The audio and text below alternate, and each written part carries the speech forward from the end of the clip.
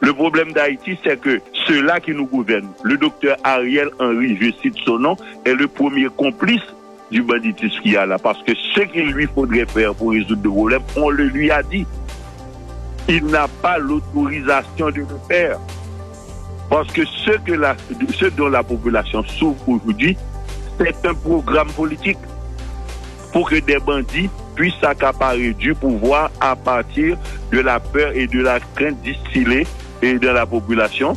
Peut-être qu'on fera 2 ou 3 opérations apparentes pour vous dire que le problème est résolu. Maintenant, on peut aller aux élections et permettre à des bandits de s'accaparer du pouvoir. C'est un projet politique. Et le docteur Ariel Henry est à l'intérieur d'un projet politique contre la nation, un projet politique très clair. Colonel Rébu, on avait dit la même chose de Jovenel Moïse, qu'il était aussi complice du fonctionnement des gangs dans le pays. Mais évidemment. Et le président Jovenel Moïse ne l'a pas fait en cachette. Il ne l'a pas fait en cachette. Quand on a fédéré les gangs, non seulement il ne l'a pas fait en cachette, mais il avait l'appui public de l'international de la Fédération des gangs. Maintenant, colonel Rébu, la situation, est-ce qu'elle est, parce que tous les secteurs du pays se sont mobilisés contre l'insécurité, en particulier le phénomène du kidnapping, mais les gangs sont là, nous écoutent, nous suivent, nous regardent et passent à l'action quand ils le veulent. Et si on ne peut même pas mobiliser ou encore réactiver l'armée contre les gangs, que faut-il faire, colonel? Pour réactiver, d'abord, une volonté. Ensuite, connaître les règles et respecter les règles. On ne peut pas monter une armée en désordre. Oui, mais elle est là, elle est déjà là, colonel. Mais vous dites qu'elle est là.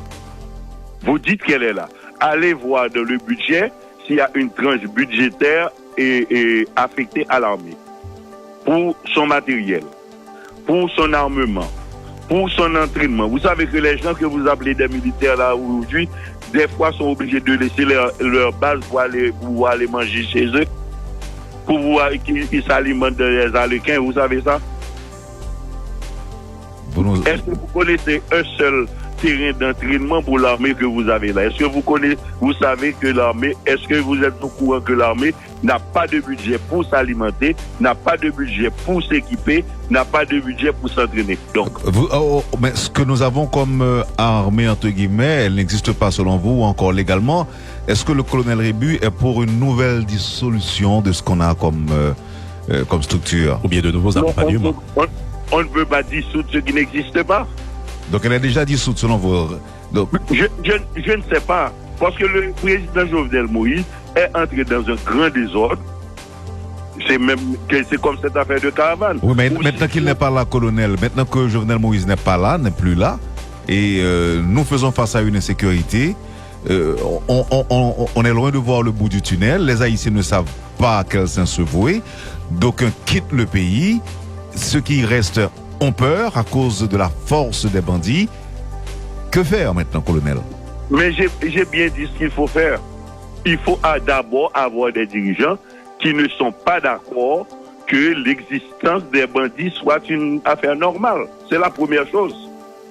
Et je vous donne la garantie que ce matin, au moment où je vous parle, ce n'est pas encore le cas. Ce n'est pas encore. On a 10 000 fois dit au docteur Ariel Henry quoi faire.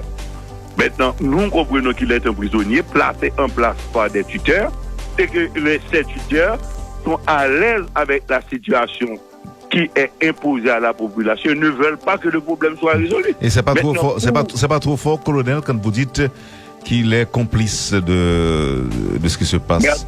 Mais absolument, s'il accepte une responsabilité dont il ne s'acquitte pas, s'il accepte d'être Premier ministre, c'est qu'il accepte d'être responsable de la sécurité de toutes les Haïtiennes et de tous les Haïtiens. Si colonel Rébu était à sa place, est-ce que le colonel Rébu aurait démissionné?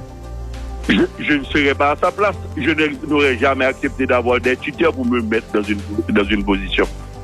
Donc, il est entré dans un jeu contre la nation haïtienne. Il a pris une responsabilité. Maintenant, qu'est-ce qu'il lui faut faire? Décider s'il est contre le peuple haïtien ou pour le peuple haïtien.